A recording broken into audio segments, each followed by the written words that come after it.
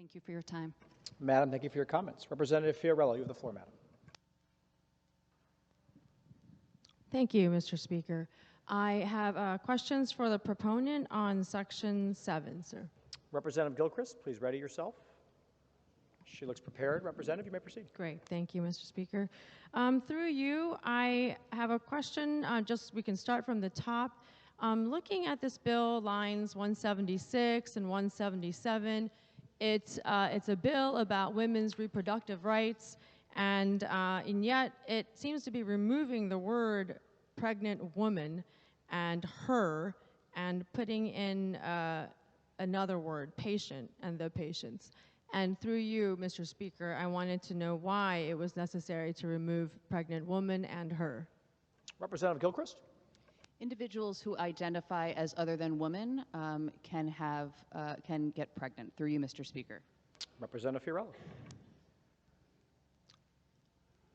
I'm sorry. So this is a bill. I'm sorry. I was slightly distracted. Could okay. I hear that again, please? Yeah, Through you, Mr. Speaker. Representative Gilchrist, would you mind repeating your answer? Individuals who identify as other than woman can get pregnant. Through you, Mr. Speaker. Thank you, madam. Representative Fiorello. And then thank you. And then through you, Mr. Speaker, this bill is, as a proponent said, expanding those who will be able to perform abortions from doctors, as it is now in our state, to now registered nurses, nurse midwife, and physician assistant, as in lines 179.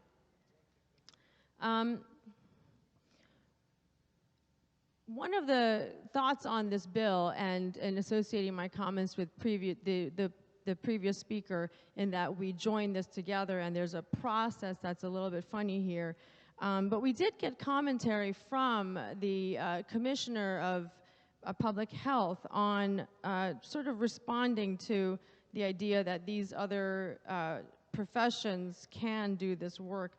So I want to sort of hone in on that. One of them was the midwives. And the commentary said that the midwives have to be certified by the American Midwives Certification Board. And yet, if you look at the handbook of the American Midwife Certification Board's exams, and you look at pages 26 to 33 that outline their exam outline, it does not include aspiration abortion as something that that's a part of their exam. My question to the proponent is, are midwives trained according to the AMCB to do abortions? Through you, Mr. Speaker. Representative Gilchrist. Currently, nurse midwives cannot perform aspiration abortions in Connecticut, so they are not being trained. With regards to the manual, I have not seen that, but what I'd say is going forward, these practitioners, including the nurse midwives, would receive training, comprehensive training on aspiration abortion. Through you, Mr. Speaker. Thank you, madam. Representative Fiorello. Okay, and to further to that point, in lines 186, it says, midwife license pursuant to Chapter 377. And so does, just for clarity, does the proponent know, or rather, according to Connecticut statute right now, the scope of work for a midwife, does it include aspiration or suction or dilation, couthage abortions? Does the good representative happen to know that answer? So the current statutory scheme for each of these professions, including the nurse midwives, would allow for the performance of aspiration abortions, provided that all other statutory requirements for the practices are met. Through you, Mr. Speaker. Representative Fiorello. Thank you, madam. Okay, thank you. Through you, Mr. Speaker, I have in front of me here, and I do have a copy that I could provide to the proponent of the actual statutory language in sections 2086B on the scope of practice by the midwives, and I would like to know where in here it says that midwives can do abortions. If the proponent would like a copy of the bill, I have it here. Sorry, the statutory language. I believe she has a copy. Representative Gilchrist? Just to be clear, are you speaking to nurse midwives or midwives? Through you, Mr. Speaker. Representative Fiorello? The bill points to Chapter 377 of Section 2086B. So in Chapter 377, midwifery, on the scope of practice, where does it say that they can do abortions? Representative Gilchrist? So specific procedures are not called out in scope of practice, and according to our Department of Public Health, once again, the current statutory scheme for nurse midwives would allow for the performance of aspiration abortions. Through you, Mr. Speaker. Thank you, Madam. Representative Fiorello? So it's not included in the scope of practice, but I'm sorry, what allows them to do this? Through you, Mr. Speaker? It's been asked and answered. Representative Gilchrist, would you repeat your answer, please? Specific procedures are not called out within the scope of practice. Through you, Mr. Speaker. Representative Fiorello? Okay, so if I understand that, in the scope of practice, it's not specifically called out in terms of procedures, but actually there's quite a lot of detail here, and I think we're to understand that it's implied then that the midwives can do abortions. What's troubling here is that we are expanding the scope of practice without following the proper procedure with the Department of Public Health. Is the proponent aware of any lawsuits in which midwives performed an abortion incorrectly in Connecticut? Representative Gilchrist, you're free to decline if you don't know the answer, but if you know anything, go ahead. Just to be clear, we're not expanding the scope of practice. It's our current physician-only requirement that's preventing nurse midwives and these other advanced practitioners from performing aspiration abortion. As far as lawsuits are concerned, I do not know of any currently in the state of Connecticut, but there are national organizations who recognize that these practice types are completely able to perform aspiration abortion. Through you, Mr. Speaker. Representative Fiorello? Okay. Well, thank you. And through you, Mr. Speaker, my statement is that I'm just going by the law, the letters of the law, the bill we're considering here, which says nurse midwife licensed pursuant to Chapter 377 may perform medication and aspiration abortions. If you look back at what 377 says, there is nothing there under scope of practice that says that speaks of abortion, medication, aspiration, or otherwise. But there are lawsuits about exactly this case of a midwife performing an abortion that harmed a family, just in Danbury, and not that long ago, dated November 2021. Kristen Laffo and Sean Brady versus Gannon Ward and Planned Parenthood of Southern New England, in which the midwife diagnosed her as 6 weeks pregnant when in fact she was carrying a 22-week-old baby.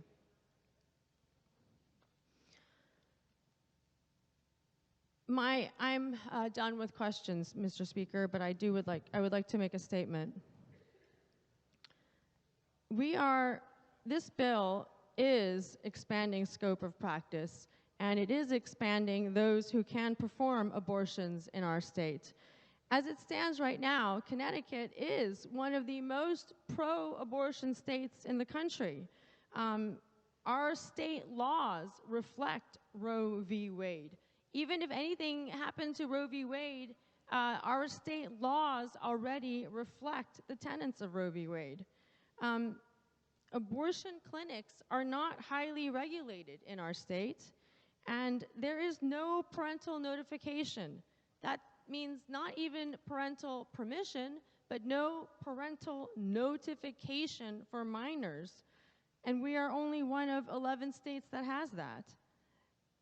We also have Connecticut taxpayer-funded abortions. 75% of the abortions in our state are done by Husky. And why?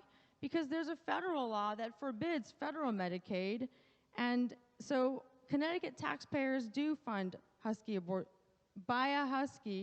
abortions, and 75% of those abortions in Connecticut reported are paid for under Husky. This bill ostensibly is expanding access, the scope of people who can do abortions to folks who are lesser trained. Physicians require up to 15,000 to 16,000 clinical hours, and advanced practice registered nurses are 500 to 1,500 clinical hours. And so we're going to allow a greater group. I'm sure they're professional, but they are not as deeply trained as doctors, and the impact is going to be to the women who come in for abortions using Husky, which is our lower income women. Abortions actually have been falling in Connecticut. They've been declining 32% in the last 10 years. And among teenage pregnancies, they've declined even greater, about 50%. I think that is all good news, because we can all agree that we want abortions to be legal, safe, and rare. And I believe that this bill is going in the opposite direction. Legal, safe, and rare is what we can all agree on. And this bill is going in the opposite direction of that. It is not a great bill for Connecticut, and I hope all of you will join me in saying no on this bill. Thank you, Mr. Speaker. Thank you, Representative. Representative McGee of the 116th from West Haven, you have the floor, madam.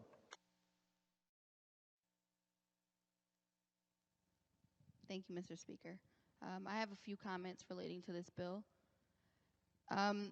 This topic and what it means to all of our communities is significantly different, and I think it's important that we understand the history.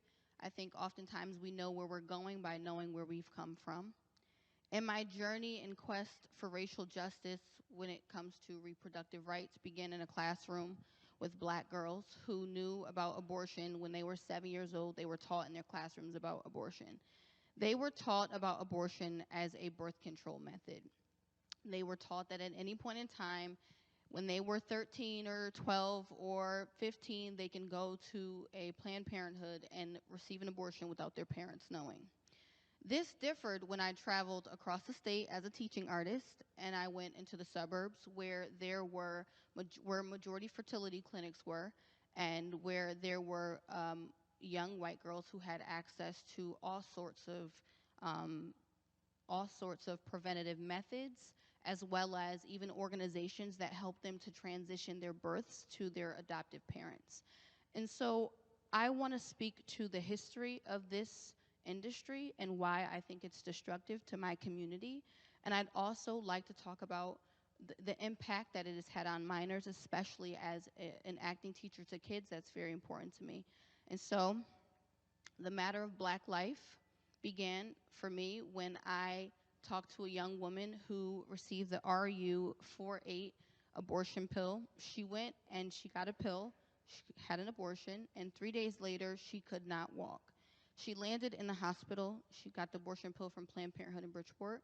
She went to the hospital, and she then had an infection behind her uterus. She needed a blood transfusion, and she relearned how to walk, which it took her a month to do. When she went back to the facility to let them know what was happening, the lack of empowerment and health care that she was told was important to have, that she would obtain when she entered into that space, left. And she didn't have the resources to pursue a case. And so what I decided to do was to jump into a space of research, something that I think we often don't do when it comes to this bill, when it comes to this topic. We call it simple, but simple hurts a lot of people. It's very, very nuanced. One of the most triggering words to me is access. The second is equity. Because the number one reason why a lot of my colleagues believe that this bill should be passed was because they felt that Black and Latin women, and this is national, Black and Latin women lack access to reproductive health care. Black women make up 14% of childbearing population, yet obtain 36.2% of all reported abortions. Black women have the highest abortion ratio in the country, 474 abortions per 1,000 live births. Percentages at these levels illustrate that 19 million black babies have been aborted since 1973. 38% have been performed on black women, but black people only make up 12% of the population. What I learned was that Margaret Sanger, who is the creator of the Birth Control League, which became Planned Parenthood, had an extreme passion for eugenics. What she decided to do was to go into the black community, door to door. She knocked on our doors and told black women that they could get an abortion. One of her most famous quotes is, "We do not want word to get out that we want to exterminate the Negro population, and the minister is the one who can straighten out the more rebellious members if it ever occurs to them to revolt."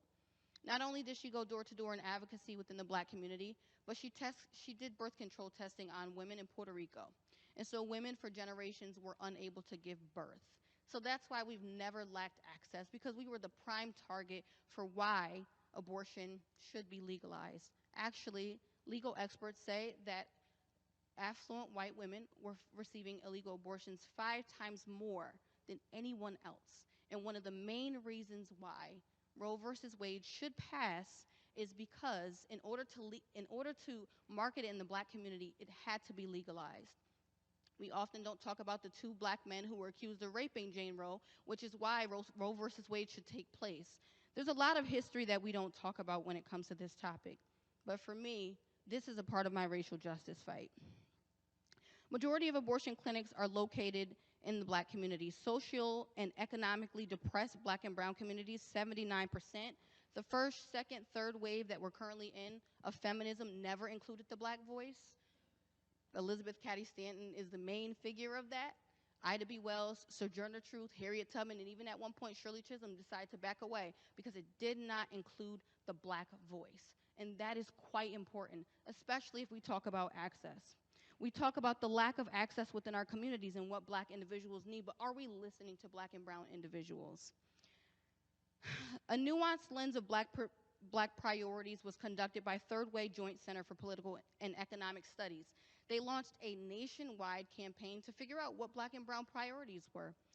They surveyed 30% who lived in suburbs, 20% lived in small town rural areas, 45% were urban, 22% have 4-year degrees, 37% post-secondary degrees, and among the employed, 1 in 5 worked more than one job. 35% were liberal, 31% were moderate, and 17% were conservative. Our top 17 priorities was making housing more affordable, lowering the cost of healthcare, reducing racism, improving water and air quality, economic justice, climate justice for our Gen Zers, making college affordable, canceling student debt for millennials, creating higher paying jobs, reducing taxes, to name a few. The top number 1 priority for black women was housing affordability as well as lowering child care costs. The top priority for black men was lowering healthcare costs. So if we want to understand what the black community needs, black and brown communities, all we have to do is ask them instead of being the mouthpiece for them, because we've never lacked access. Abortion facilities have been in walking distances of our children's middle schools and of our homes. We've been able to access them more than anything else. The matter of minors. 37 states have parental notification laws. We are one who does not. 6,720 abortions have been performed on minors, girls 18 and under. Over 927 of them have been out of state, 357 from Rhode Island, 469 from Massachusetts. 5,582 abortions have been performed on minors in the state of Connecticut, without not only legally requiring age reporting, but the gestation period of the baby or fetus or clump of cells, whichever way you take it. 4 12-year-old girls received abortions in Connecticut in 2017. There is currently no process in place to ensure that these 4 cases were reported to the Department of Children and Families.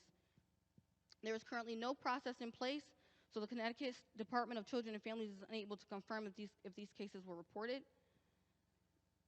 One of the most significant recent cases was in 2015 when an 18-year-old man had a sexual encounter with 2 minors, 12-year-old and 14-year-old girl.